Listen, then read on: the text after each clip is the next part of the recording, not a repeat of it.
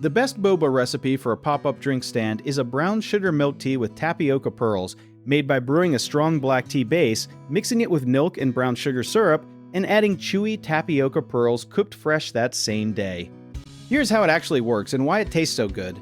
You start by steeping black tea very strong, almost double the normal strength, because once you add ice and milk, it gets watered down fast.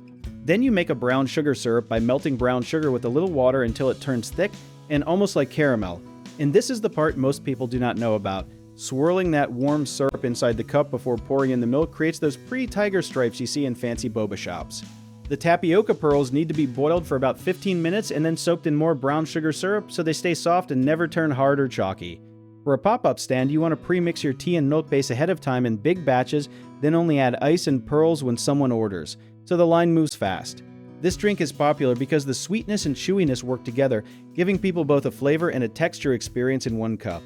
One common mistake is letting tapioca pearls sit too long after cooking because they turn hard and stale within just a few hours. So only cook small batches every hour or two to keep them fresh. Another big issue is using weak tea, which makes the whole drink taste watery and bland once ice and milk are added. So always brew it stronger than you think you need.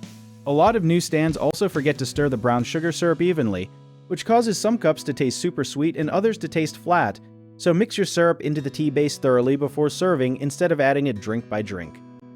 If you enjoyed this, check out our online directories in the description below.